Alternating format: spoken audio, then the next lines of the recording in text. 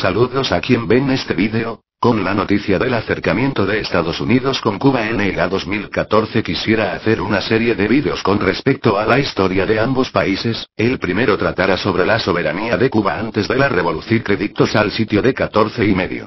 Entre el 2 de mayo de 1902 y el 9 de septiembre de 1933 la red de Cuba fue un semiprotectorado estadounidense. Un protectorado en pocas palabras es un territorio extranjero bajo la seguridad militar de otra nación a cambios de cierto poder administrativo. Lo define el API impuesto por el Congreso norteamericano a nuestra primera constitución republicana. La enmienda Platt. Pero desde que durante 127 el primer gobierno de Rangel Samart se mantuvo en el poder en contra de la voluntad norteamericana, la realidad fue muy otra. Grau se negó entonces a jurar la Constitución de 1901 por contener el referido AP hizo M. Trajo al imaginario colectivo cubano la idea de que por mucho que en Washington cogieran catarro no hay necesariamente que ponerse a estornudar en La Habana. Lo logró ese 9 de septiembre con un gesto muy simple, casi pueril, pero efectivo no obstante. Mientras pronunciaba su discurso de toma de posesión como presidente desde la terraza norte de Palacio, alguien lo interrumpí con la noticia de que lo llamaban desde la embajada americana. Grau, con su desenfado habitual, respondí a Washington que espere, que estoy hablando con mi pueblo. Y es que mucho antes de enero de 1959, la revolución de 1933 hizo a Cuba independiente por primera vez en toda su historia. Todo un si se tiene en cuenta que en el mundo imperaba el derecho de la fuerza, y que por sus dimensiones, población y recursos la red de Cuba era un país insignificante ante los enormes escala. Esta aseveración se puede demostrar con relativa facilidad. A los gobiernos de Batista, o bajo su control, que siempre han sido acusados de entreguistas por la historiografía oficial, dictaron a partir de 1934 una legislación obrera o de respaldo para el peque cultivador de el colono, inusual para la culminación de este proceso fue la Constitución de 1940, todo un antecedente del estado de bienestar europeo de posguerra, en la que consagrada la jornada laboral de 8 horas, o en la que se declara la propiedad privada como condicionada a su utilidad social.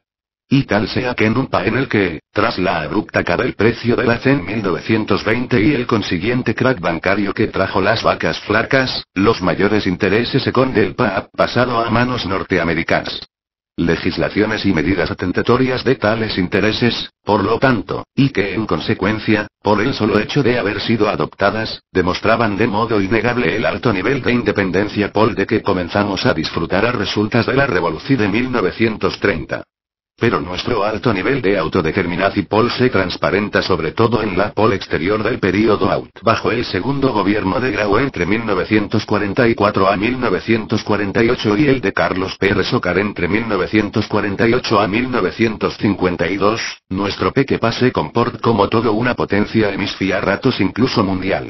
Cuba entonces fue el principal aliado de la Guatemala real tan mal vista por ciertos intereses monopolistas estadounidenses. La Habana se convirtió en el bastión de las fuerzas de Moco del Caribe en su lucha contra las muchas dictaduras de la región o pocas veces a contrapelo de los intereses norteamericanos, llega a preparar desde expediciones importantes, como la enfilada contra Trujillo en Cayo Confites. Es cierto que esta fue desmantelada por las presiones desde Washington, no tuvieron par y Londres, potencias incuestionablemente soberanas, que detener su incursión en Suez en 1956 bajo presiones semejantes. E incluso se llega al extremo de que el Congreso cubano, con pleno apoyo presidencial, se atreviera a querer enviar una comisión destinada a investigar posibles violaciones a los derechos humanos a raíz de la represión norteamericana contra la sublevación boricua de 1950, encabezada por Pedro Albizu Campos, que el propio presidente, Carlos Pérez Ocar se preocupara por la situación de ante el presidente americano Truman. Nos referiremos en esta segunda entrega al cuartelazo del 10 de marzo. Si como Fidel Castro sostiene él mismo fue impulsado desde Estados Unidos, pues entonces no habreme que admitir que aunque han sido independientes en el período 1933-1952, ya no lo fuimos entre y 1959. Y, sobre todo, que con los norteamericanos el modo de mantenerse independiente era a la manera castrista. Que solo mediante la movilización total de la nación y su puesta incondicional a las de al ser superior un Castro, era y es posible mantener la soberanía nacional. No voy a incluir aquí las abundantes razones que se dan en Batista, el golpe para demostrar no ya la no implicación norteamericana en los sucesos de la madrugada del 10 de marzo, sino incluso su abierto desagrado ante él mismo. Ya antes las hemos discutido en una reseña de este libro para este mismo diario. Prefiero referirme a otros argumentos, no usualmente presentados en el debate intelectual. Incluso por los 81 castrista Tanat como Mario Mencken en El grito del Moncada, tomo y, al no encontrar el modo de sustentar la versión de una supuesta inspiración y norteamericanas del cuartelazo, solo ha podido echar mano de una aprobación por omiso de la embajada, por no haber avisado a PR sin tomar en cuenta, no obstante, que su mismo relato, no solo los miembros de la misi militar norteamericana saben lo que se cocinaba entre Columbia y Cutine, sino todo La Habana y hasta el Ta, y que si nadie tomaba en serio el guiso se deba que todos comparten la misma ciega confianza en la fortaleza de nuestra democracia. No en balde Roa, ante la advertencia del recién defenestrado R. Gallegos de lo que se tramaba, solo atina a responder, lleno de confianza, que algo ya no ten cabida en la Cuba de 1952. Se puede sostener la no inspiración apoyo norteamericano al cuartelazo bastan bien el elemental sentido con Paul aún en medio de la guerra FRI mediante operaciones encubiertas, el elemento rampante y tempestuoso de ese pa como lo llamaba Marx solo ha podido arrastrar al de humanidad y justicia a intervenir donde era claro, o en todo caso altamente probable, la toma del poder de los comunistas. Esta situación no se daba ni de lejos en la Cuba de finales de los 40 y comienzos de los 50.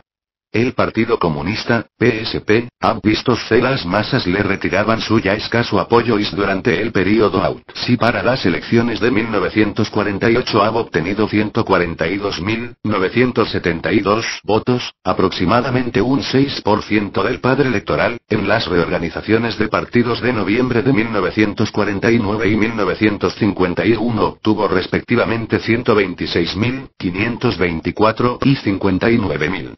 Esta cifra lo situaba a solo unos pocos miles de seguidores del 2% que exige la Constitución para legalizar a un partido o lo que es lo mismo, que el Partido Comunista estaba a punto de ser ilegalizado gracias a un ar de la Constitución por el que ellos mismos han votado favorablemente en la Asamblea Constituyente de 1940. Por pretender que los norteamericanos promovieron el golpe para detener la segura victoria del partido ortodoxo resulta temer los yanquis al personalista partido de Chile, el partido que estaba por completo en manos del implacable y popular enemigo del comunismo en Cuba. Por demel de los cubanos de primera fila que se ha opuesto a la ayuda a la Guatemala de AR, con lo que a las claras mostraba el adalid su pro-norteamericanismo. Lo cierto es que los norteamericanos no tuvieron nada que ver en el suceso que trastocó nuestra vida nacional hace casi 63 años y que por tanto nuestra democracia cae entonces no por haber sido demasiado independiente de Estados Unidos, como lo era, en base a las formas demasiado plurales connaturales a este sistema fueron fuerzas y contingencias internas las que dieron al traste con el período de nuestra historia en que la nación cubana ha sido soberana. Porque, aunque admitamos que Cuba ha sido independiente tras 1952, y sobre todo a partir de 1959, salta a la vista que la soberanía no ha estado nunca tras esas fechas en las manos de toda la nación sino en las de una reducida gobernante, la cual ha justificado ese escamoteo de la soberanía en base a la completa banalización de nuestra historia y la del mundo.